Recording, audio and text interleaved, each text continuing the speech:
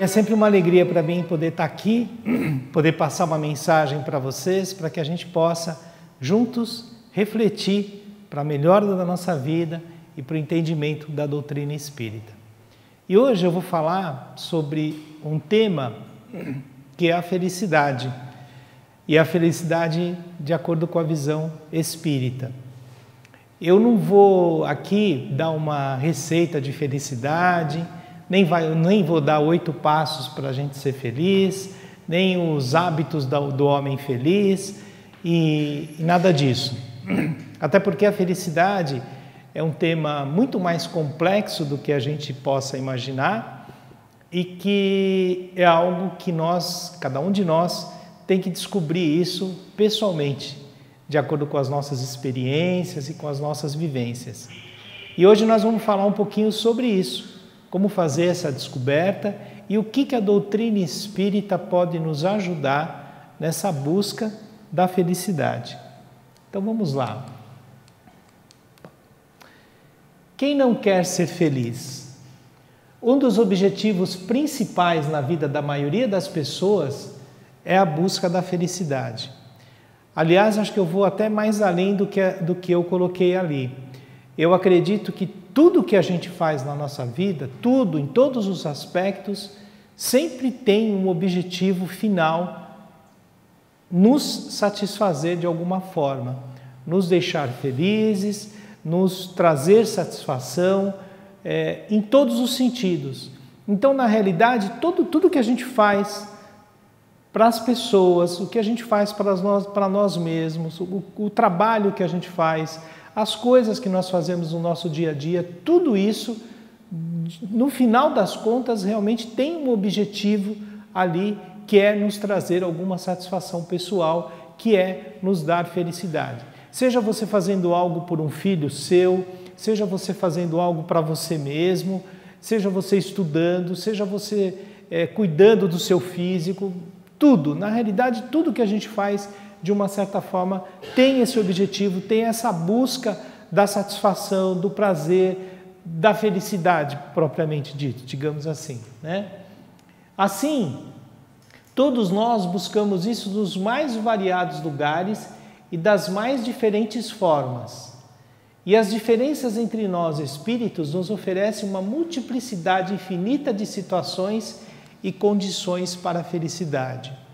Quando a gente fala de buscar algo, buscar uma satisfação para que a gente possa viver melhor, para que a gente possa viver feliz, cada um de nós busca isso das mais diferentes formas.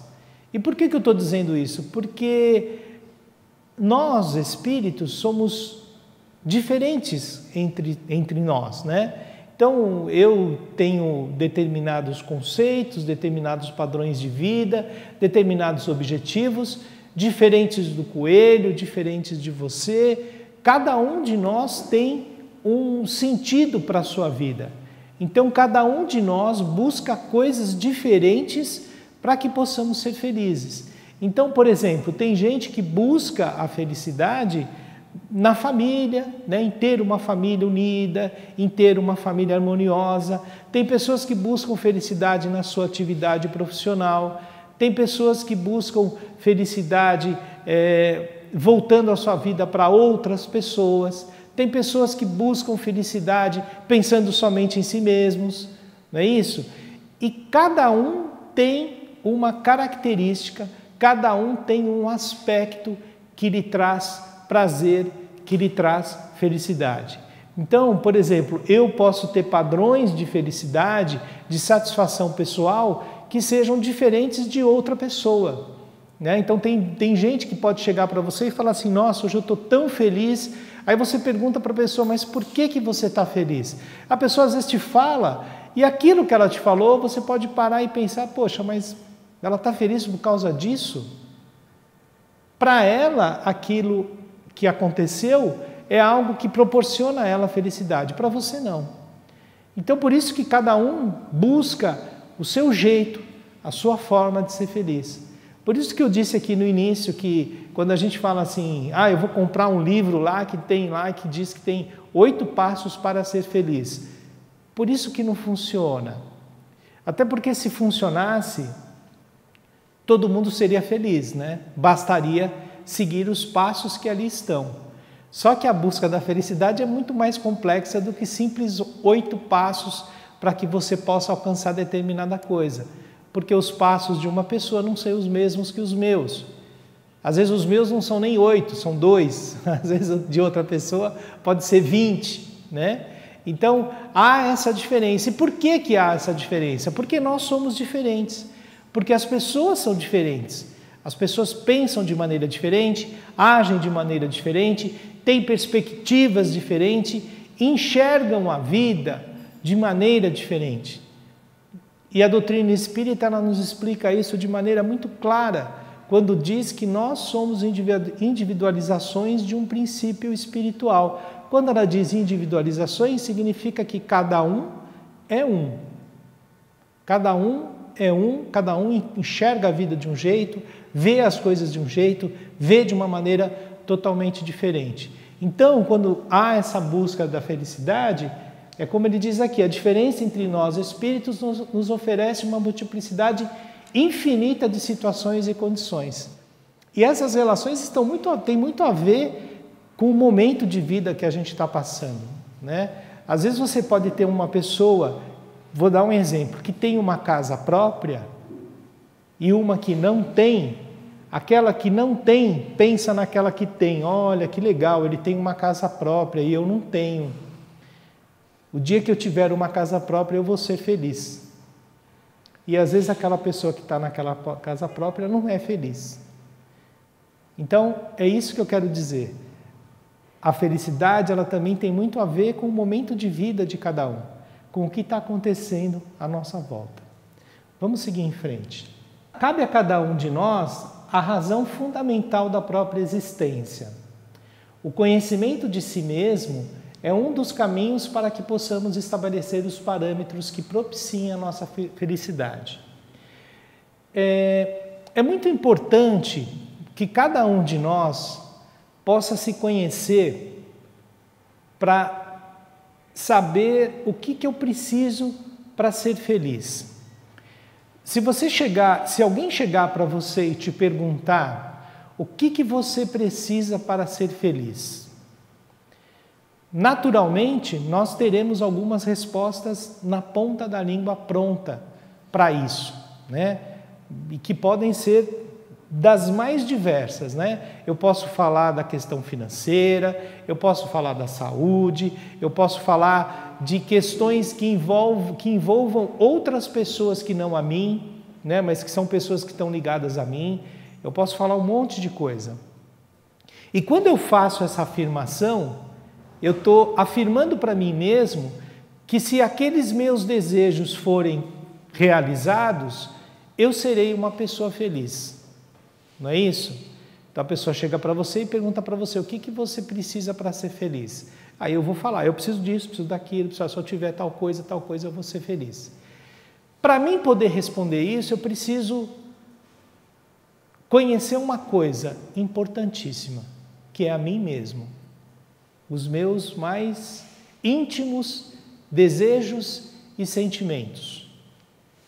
Porque às vezes eu posso falar assim, eu queria tanto tal coisa e se eu tivesse aquela coisa eu seria feliz. E às vezes a vida te traz aquela coisa. E muitas vezes você descobre que aquilo que você desejava não lhe traz o que você imaginava. E isso muitas vezes acontece porque a gente faz um exercício constante de autoconhecimento. Então eu preciso entender, então eu imaginava que aquilo iria me trazer felicidade, mas hoje eu descobri que aquilo aconteceu, mas não trouxe aquela felicidade que eu imaginava. Então, quando ele diz aqui que o conhecimento de si mesmo é um dos caminhos para que possamos estabelecer os parâmetros que propiciem a nossa felicidade, é que quando a gente faz esse exercício de interiorização, a gente consegue responder melhor essa pergunta, né? O que eu gostaria que acontecesse para mim, para que eu possa ser feliz? Somente nós podemos descobrir e definir esses padrões. O que eu quero dizer aqui, quando somente nós podemos descobrir e definir esses padrões, significa que se eu for para procurar alguma pessoa, sentar diante dela e perguntar para ela, eu queria que você me dissesse o que eu preciso para ser feliz. Quando você faz essa pergunta, você pode dizer assim para mim, mas isso é como é que eu vou perguntar para alguém o que eu preciso para ser feliz? Não é estranho? Não sou estranho? Uma outra pessoa responder para você o que você precisa para ser feliz? Sou estranho, não soa? Mas quando você vê assim, palestra que vai ensinar a fórmula da felicidade, o que acontece na palestra? Lota, não lota? Se a gente for ver, você está pagando para ir num lugar, para ouvir uma pessoa que não te conhece, o que você precisa para ser feliz. Sou estranho do jeito que eu estou falando para vocês? Você ouvir uma pessoa falar para você o que você precisa para ser feliz? Uma pessoa... E quando vem gente de fora, então? Vem um cara lá dos Estados Unidos, né? Você é bem conhecido. No meio empresarial tem bastante, né? A pessoa vem lá de longe, chega aqui, nome, tal, não sei o quê, e lota, vem de 1000 lugares, tal, tudo. Aí você para e olha assim e fala, o cara mora num país, ele não mora no país que eu vivo, ele não vive na cidade que eu vivo, ele não fala a minha língua, ele não me conhece, não sabe quem eu sou, mas ele vai dizer o que eu preciso para ser feliz. É estranho? É estranho. Só que as pessoas não param para pensar nisso, porque a emergência da felicidade fala mais alto. Aí o que a pessoa fala? Vou comprar lá, é R$350 o convite para entrar lá, eu vou comprar porque eu vou sair de lá com a receita para a felicidade. E normalmente essas receitas são receitas de obviedades, né? Que vale para qualquer coisa que você faria. Então, por que sou estranho quando, por exemplo, se eu chegar aqui, eu chegar para o Coelho, senta aqui que eu vou te dizer o que você precisa para ser feliz. Eu não sei o que ele precisa para ser feliz. Porque o especialista no Coelho é ele mesmo. O especialista em mim sou eu mesmo. Então, mas o fato de eu ter contato com outras pessoas não me ajudam? Sim, ajudam dentro desse, digamos assim, desse caldo de reflexões que você vai fazer e que vão te ajudar a você encontrar você mesmo os seus objetivos para a felicidade, né? Então esse é um exercício pessoal e intransferível. As religiões e a felicidade. A busca da felicidade através das crenças religiosas. Eu queria falar um pouquinho, eu vou ler aqui. Cada filosofia religiosa nos oferece uma multiplicidade de condições e situações para encontrarmos a felicidade. Como eu disse aqui no início, existem muitas formas de se buscar a felicidade, né? Como eu disse, na família, na atividade profissional, numa série de coisas que nós fazemos. Uma delas, que é um caminho muito procurado pelas pessoas, são as religiões, né? Quando uma pessoa normalmente busca uma religião, procura uma religião que fale mais aos seus sentimentos, aos seus anseios, um dos objetivos de você procurar uma religião, uma crença religiosa, é poder ser feliz. Não é isso? Eu, quando vou num lugar, o que soa bem aos meus ouvidos nesse aspecto religioso, quando eu vou num lugar e eu ouço assim, aquilo soa bem para mim. É alguém podendo falar para mim coisas que calam no meu sentimento e tudo, e que de alguma certa forma me levam no sentido de uma felicidade, né? Eu acho que a grande maioria das religiões oferece esse tipo de situação para as pessoas. E é muito bom, porque tem muitas pessoas que se identificam com determinadas crenças, com determinados aspectos daquela religiosidade, daquela crença, e ali seguem um caminho para aprender e tal, o que é muito bom. No No nosso caso aqui, nós que somos espíritas, né, a doutrina espírita trata essa questão da busca da felicidade, que é, no meu entender, eu conheço o catolicismo, que eu fui criado nele, conheço a doutrina espírita e alguma coisa de algumas outras religiões. E a doutrina espírita, ela tem uma explicação desse sentido da felicidade bem diferente das outras religiões, né, em alguns aspectos.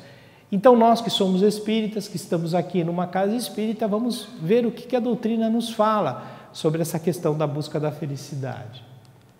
Na questão 920, Kardec perguntou o seguinte para os espíritos: o homem pode gozar na Terra uma felicidade completa? Resposta: não, pois a vida lhe foi dada como prova ou expiação. Mas dele depende abrandar os seus males e ser tão feliz quanto se pode ser na Terra.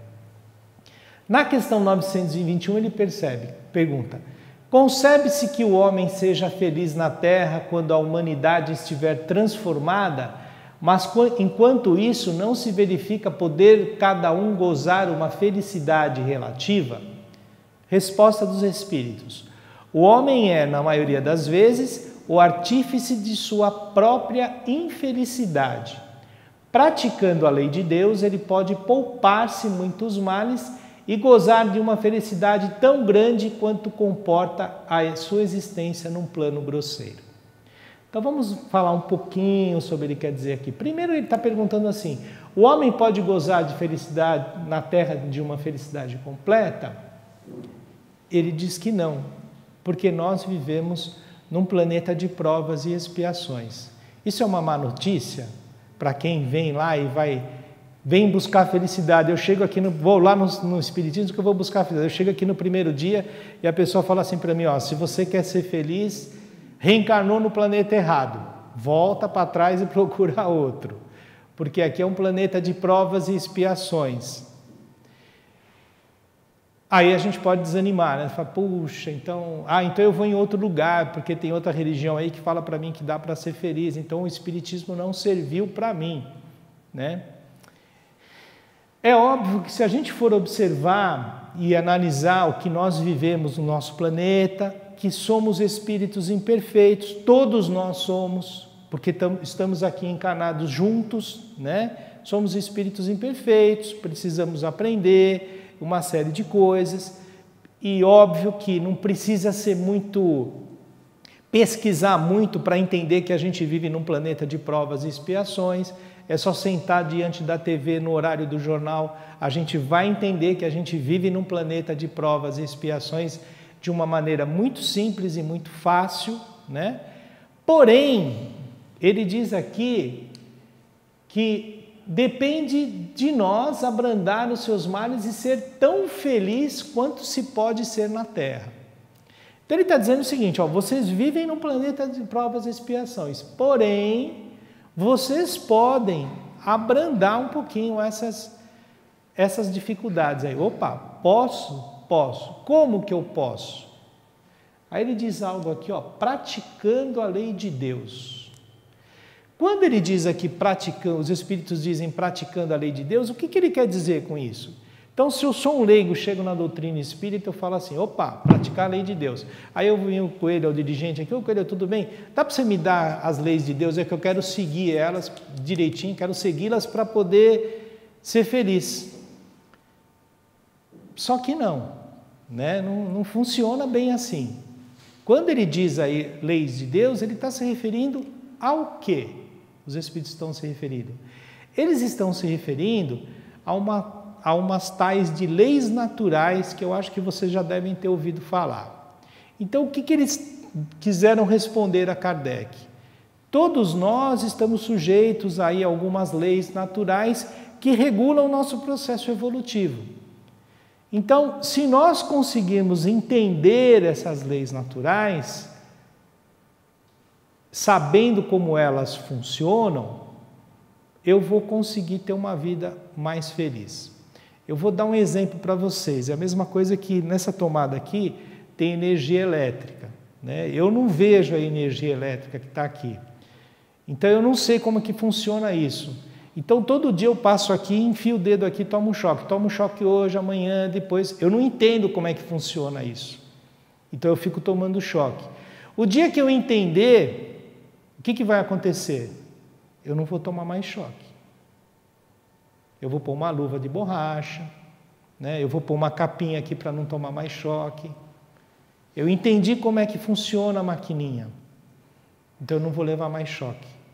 É mais ou menos o que acontece com as leis naturais. Então a doutrina espírita, ela nos oferece o quê? Quando a gente estuda a doutrina espírita, o objetivo é a gente entender como é que funcionam essas leis naturais. Quando eu entendo, eu consigo lidar melhor com elas. E aí eu deixo de sofrer.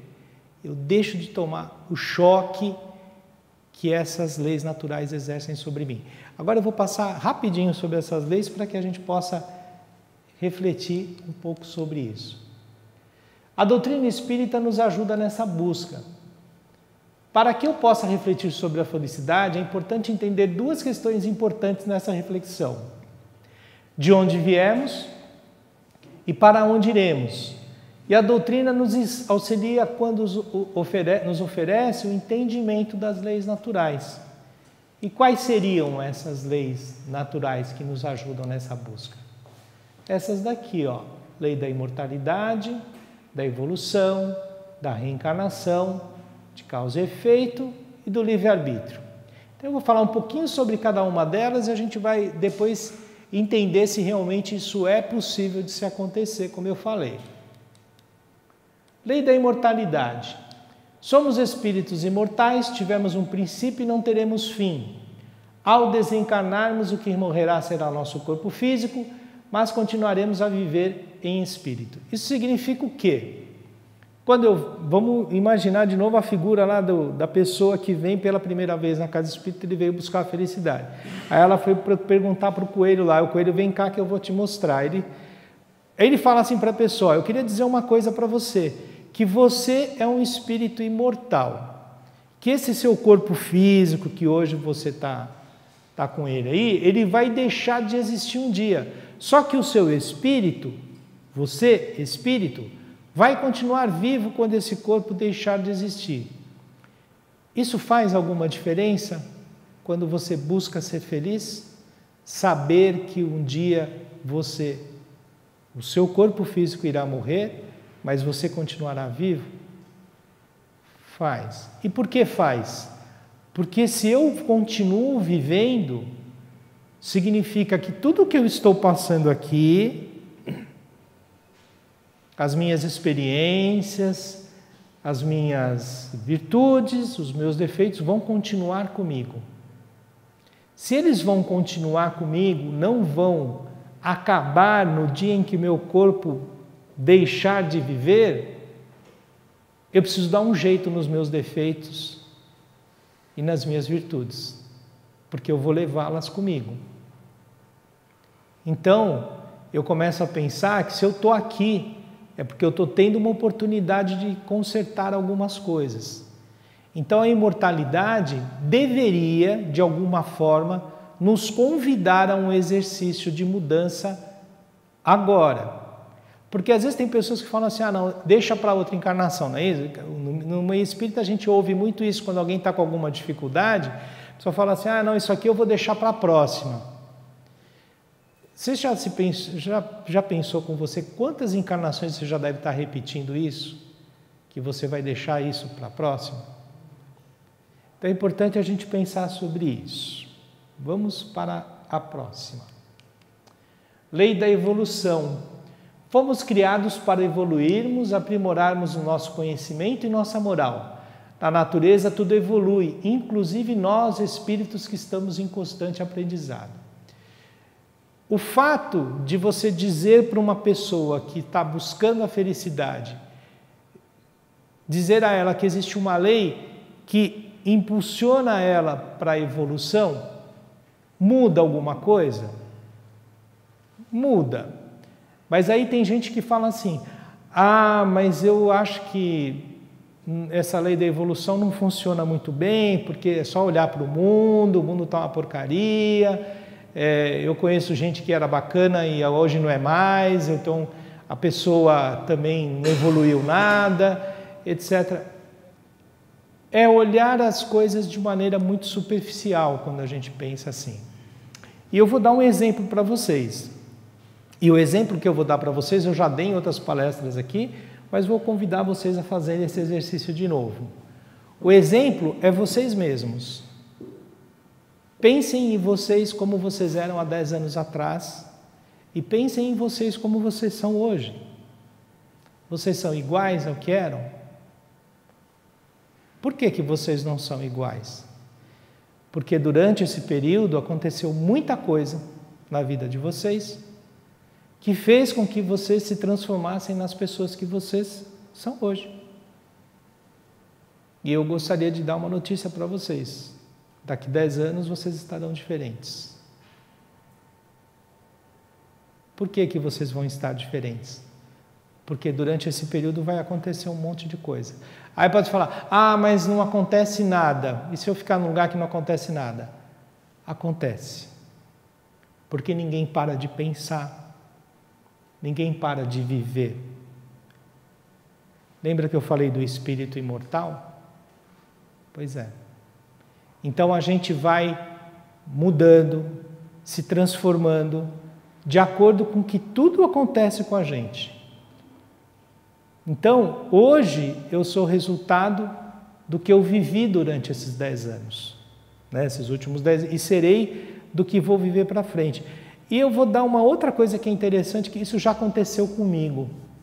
Isso já aconteceu quando eu vou ler um livro, ou quando eu vou ouvir uma palestra, que eu já ouvi há anos atrás, ou um livro que eu já li anos atrás, e eu leio faço essa mesma leitura hoje. Eu entendo de maneira diferente. E por que eu entendo de maneira diferente? Porque quem está recebendo aquela informação é outra pessoa. Não é aquela pessoa que leu da primeira vez. Então, se eu entendo que eu tenho uma lei de evolução que está me empurrando, digamos, empurrando não é a forma mais adequada, mas que está me trabalhando na minha vida para que eu possa me tornar uma outra pessoa, significa que para que eu possa ser feliz, eu preciso pensar nessa lei de evolução, como que isso está vindo para mim? E já que nós estamos falando de felicidade, pode ser que o que você desejava ser feliz há 10 anos atrás não é o que hoje você deseja. Quem há 10 anos atrás estava com saúde e hoje tem um problema de saúde, qual que é o desejo da pessoa de hoje? Ter saúde. Não é isso? Vamos em frente. Lei da reencarnação. Nascemos, vivemos, morremos e renascemos. Estamos encarnados para vivenciar experiências, expiar e provar rumo à nossa evolução. Nós que somos espíritas, sabemos que somos espíritos reencarnados. Todos nós que estamos, somos espíritos reencarnados. Então a pessoa que chegou a primeira vez aqui, chega para o coelho, então eu sou um espírito reencarnado? E o que é um espírito reencarnado? E o coelho vai dizer para a pessoa, significa que você já nasceu, viveu, morreu várias vezes. E significa que você nasceu, está vivendo, vai morrer também. E que tudo que eu estou vivenciando aqui são resultados, são efeitos de coisas que você praticou, de escolhas que você fez.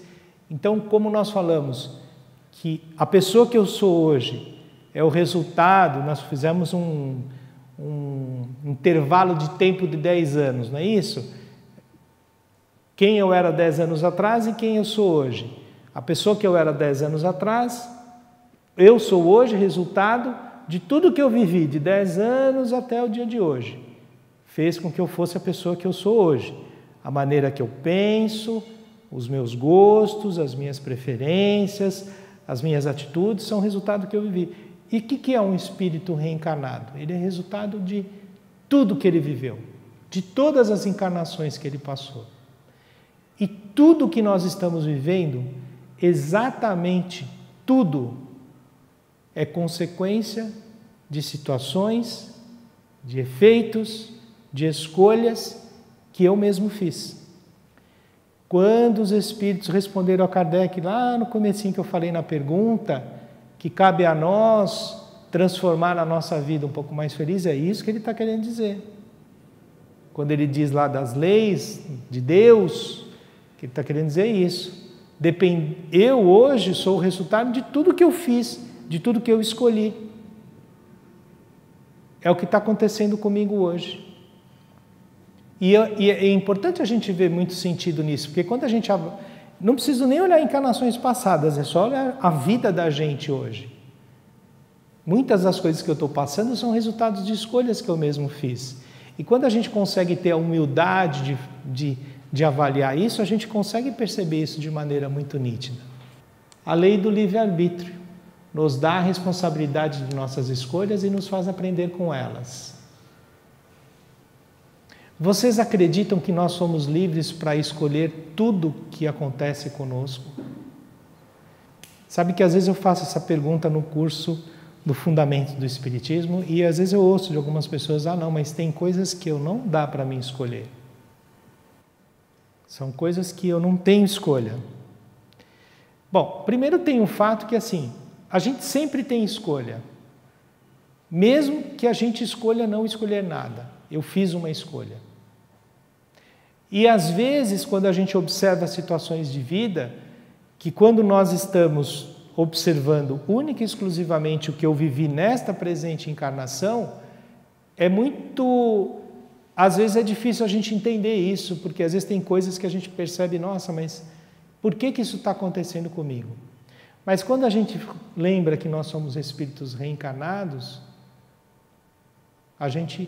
em algum momento nós vamos descobrir o motivo pelo qual estamos passando pelo que estamos passando. Então é muito importante quando a gente entende que se eu tenho o arbítrio de escolher o que eu quero, isso influencia diretamente na minha busca da felicidade. Porque as minhas escolhas vão provocar o quê? E a última lei que nós vamos falar aqui, a lei de causa e efeito, que diz assim, demonstra que todas as nossas atitudes, pensamentos e escolhas estão sujeitas à lei natural de causa e efeito. Então a doutrina espírita nos diz o quê? Que tudo que eu faço, que tudo que eu escolho, porque antes de eu fazer alguma coisa, o que eu faço primeiro? Eu penso no que eu vou fazer, não é isso? Então eu vou fazer algo, a primeira coisa que eu faço é pensar sobre o que eu vou fazer. Quando eu penso sobre o que eu vou fazer, eu fiz uma escolha. Essa escolha, ela é a causa. Essa causa, ela vai ter o quê? Um efeito. Como que eu sei se a minha escolha é boa ou ruim? É só eu olhar para quê? Para o efeito. Vou dar um exemplo. Você foi trabalhar numa empresa. Aí você foi chamado, tal, tudo.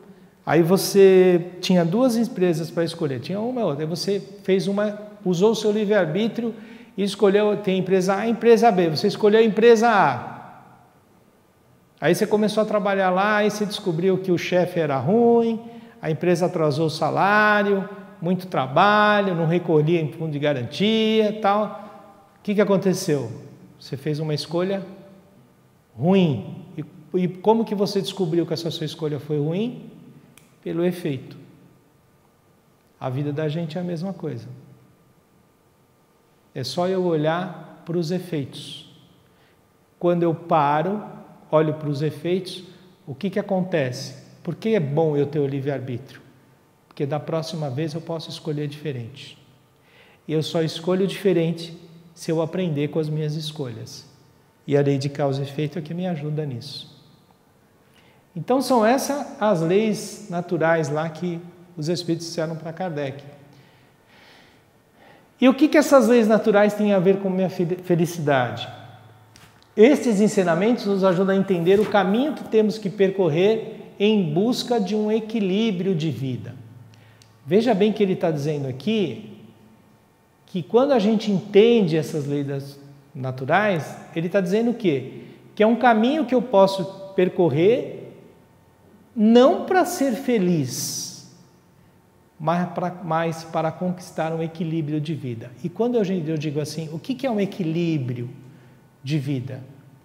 Já que a gente vive num planeta de provas e expiações, quando eu consigo ter um equilíbrio na minha vida, significa que eu consigo transitar pelos momentos difíceis e pelos momentos bons com equilíbrio. Ou seja, aquilo nem me derruba tanto, eu consigo ter força para ter o equilíbrio. E as leis naturais que a doutrina espírita nos explana, elas nos ajudam demais nesse sentido, quando a gente procura fazer esse exercício. O que é ser feliz?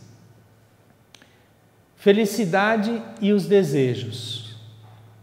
Aí eu estou falando aqui do ciclo do desejo. Primeiro desejo, consigo o que desejava, volto a ter um novo desejo. Eu queria fazer uma reflexão rápida sobre isso, porque as pessoas às vezes confundem um pouco a felicidade com a conquista de desejos. Lembra que eu falei para vocês assim, se você perguntar para uma pessoa o que ela quer para ser feliz? Então, em muitos casos, acho que talvez na grande maioria, não sei, mas enfim, muitas pessoas vão falar, eu queria ter dinheiro, eu queria ter um carro, eu queria ter tal coisa, eu queria ter um bom emprego, eu queria ter etc. Um monte de coisa, né? Então, às vezes a gente confunde esse ciclo do desejo que eu falo, porque funciona mais ou menos assim. Quando eu quero uma coisa, né, eu coloco assim, eu quero aquilo lá, então eu fico desejando aquilo, fico desejando. Eu estou trabalhando, fazendo, porque eu estou na falta, eu não tenho aquilo, eu quero aquilo. Aí eu consigo aquilo que eu quero. Aí aquela falta deixa de existir. No primeiro momento que ela deixa de existir, eu convivo com ela um pouquinho. O que aconteceu com aquele meu desejo? Acabou. Não existe mais. E como que funciona o nosso ciclo? Eu quero outra coisa. E outra coisa. E outra coisa. Eu já falei aqui uma vez que nós sofisticamos a nossa vida demais. Jesus nos ensinou uma coisa que às vezes as pessoas esquecem, que é viver em simplicidade. E às vezes a gente não consegue fazer isso. Tem um filósofo, que eu acho que foi Epicuro, que falava a história dos molhos. Eu vou transformar isso numa linguagem talvez que a gente possa entender melhor.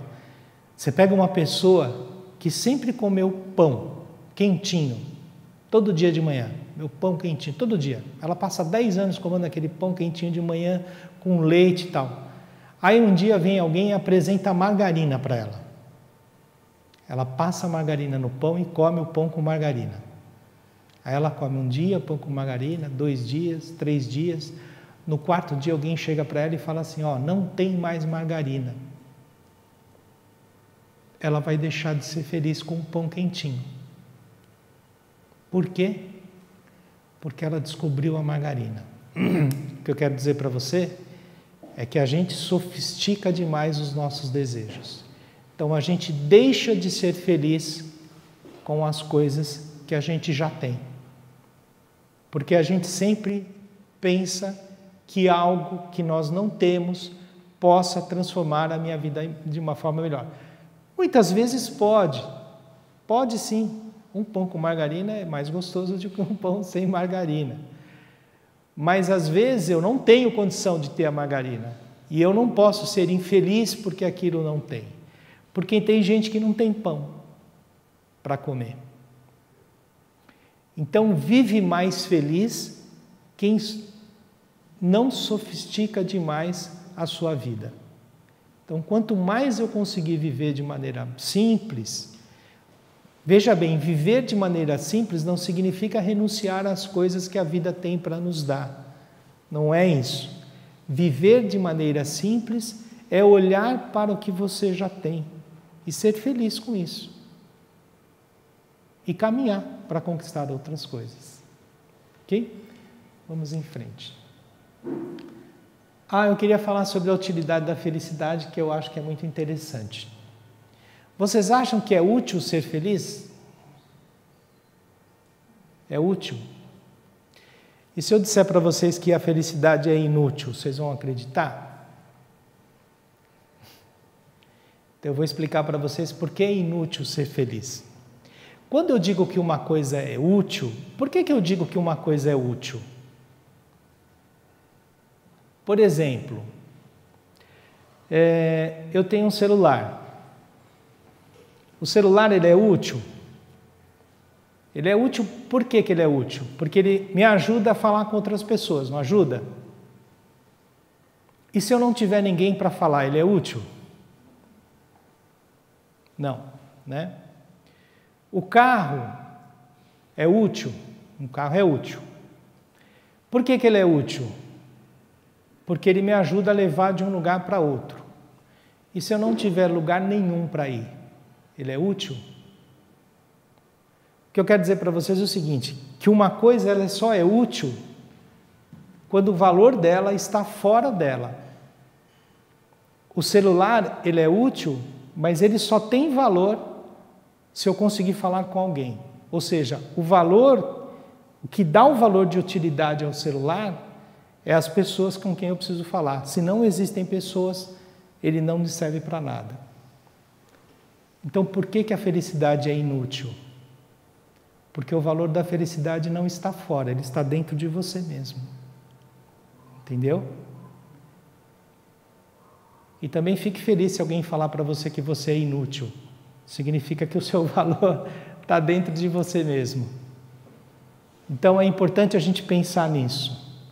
Quando eu coloco a felicidade dentro de mim mesmo, significa que eu não preciso do que está fora para ser feliz. Então a felicidade, por mais estranho que possa parecer, ela é inútil. É um conceito, pensem sobre isso, tá? E outra coisa que eu queria trazer para vocês é uma frase de Aristóteles, que ele diz o seguinte, e que eu vi, que eu achei sensacional. Ele fala assim, se a felicidade é um fim, tudo aquilo que não é estável e permanente não pode ser felicidade. Eu vou repetir. Se a felicidade é um fim, tudo aquilo que não é estável e permanente não pode ser felicidade. O que ele quis dizer? E ele disse isso aqui uns 400 anos antes de Cristo, antes da chegada de Jesus aqui. Então ele diz assim, ele refletiu sobre a felicidade. O que ele quis dizer se a felicidade é um fim? Significa, eu estou buscando uma coisa que quando eu encontrar é o fim. Eu encontrei, parou, né? Então ele diz, se a felicidade é o fim, tudo aquilo que não é estável e permanente não pode ser felicidade. Ou seja, se ela é um fim em si, então tudo aquilo que é instável, não é permanente, não pode ter felicidade aí. O que ele quis dizer com isso? A nossa vida, ela é permanente e totalmente estável? Então foi mais ou menos isso que ele quis dizer. Que adere muito o que nos diz a doutrina espírita. Isso não significa que nós não podemos ter momentos de felicidade. Significa que esse nosso processo de aprendizado, entendimento, ele é constante. E o dia que eu chegar no fim, significa que dali não tem nada para adiante. E não é isso que a gente sabe, a gente sempre está caminhando, sempre aprendendo, sempre conhecendo. Nos mostra que para termos equilíbrio precisamos, aquele equilíbrio que eu estava falando, o que nós precisamos também para ter equilíbrio? Aproveitar a oportunidade do aprendizado de hoje, observar nossas atitudes, nossos pensamentos e fazer uma reflexão do que estamos pensando e sentindo, e entendermos que seremos melhores se compreendermos o porquê precisamos ser melhores. Então vamos lá, rapidamente. Aproveitar a oportunidade do aprendizado hoje. O que eu quero dizer é viver o presente. Quando a gente vive o presente, a probabilidade de nós sermos felizes é muito maior. Por quê? Se eu ficar vivendo o passado, eu posso ter situações tanto boas quanto ruins no passado, mas eu estou sempre lá atrás. E se eu ficar vivendo o que pode acontecer no futuro, que é resultado do meu presente, eu também tento a ser infeliz. Então, vamos olhar o hoje, né? E como diz o velho ditado, viver um dia de cada vez, né?